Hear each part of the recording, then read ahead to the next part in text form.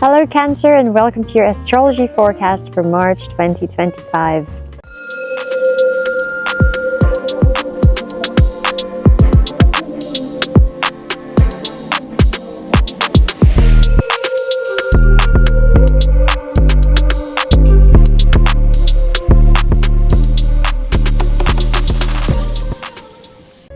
I'm Sunshine Ross, and this is Awake Space at Château de Montcuquet. We're coming to you from the south of France. It's sunny and everyone is behind me just having fun naked in the sun, trying to cover. If you'd like to know more about what we do here at the Chateau, I have put links down below.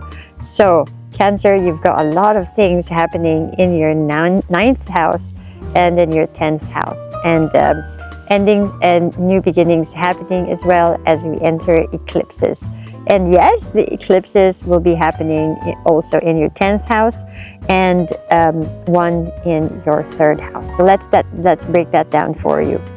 Now, the 9th house is all about learning, higher learning, education, higher education, but think really more about wisdom as well. And wisdom, gurus, not gurus in a negative sense, but guru in the real Sanskrit, in the original Sanskrit, really means someone that brings you from darkness to light.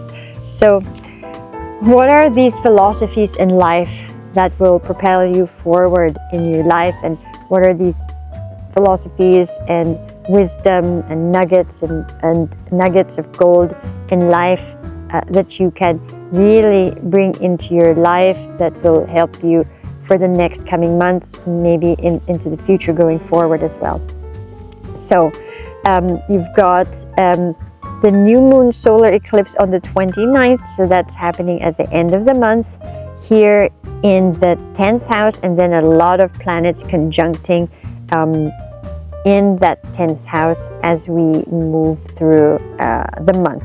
For example, on the 11th, you've got Mercury conjuncting Venus here in the 10th house. And then towards the end of the month, on the lead up to that new moon solar eclipse, the Sun conjuncting Venus and the Sun conjuncting Mercury. And the 10th house is work and career and what you are doing here in this life. So your footprints here and your dharma. What are you here to do in this world?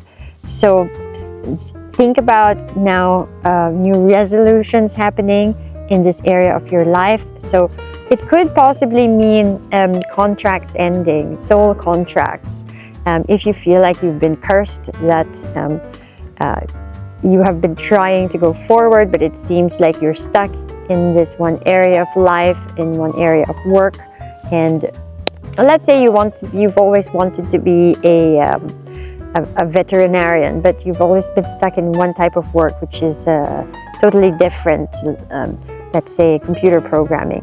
When this new moon solar eclipse happens at the end of the month and then following on for the next few months, because eclipses have the effect also going into the future, there's going to be a shift in you and a shift in the conditions around you where, we're going to finish and end that part of your life to bring in a new cycle. So some of you are going to be thinking about changing careers or thinking about the way you do your career. It can also mean something shifts in the status, your responsibilities that you do, the company itself that you're working for, or the company that you have might be going on a shift as well.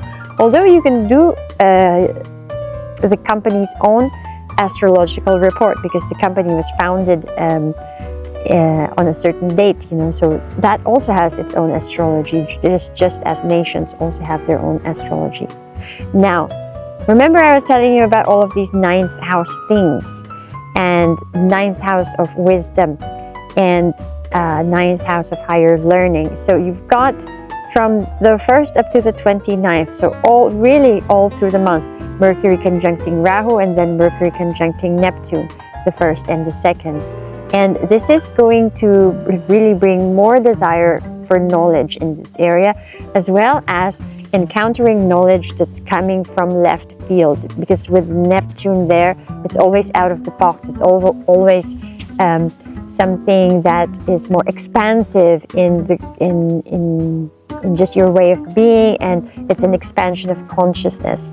So there's going to be an expansion in the way that you see things and the way that you've explored things. This new exploration is going to bring new meaning in your life, and new meaning, new philosophies, new ideas. And some of those ideas are not the usual ideas, you know, so it could be things like you're a believer in, here's a nice example. I have a friend who's from Turkey, and he really doesn't like Saudi Arabia. And then one day he went to Saudi Arabia and Dubai and completely changed the way that his impression of the country and the people.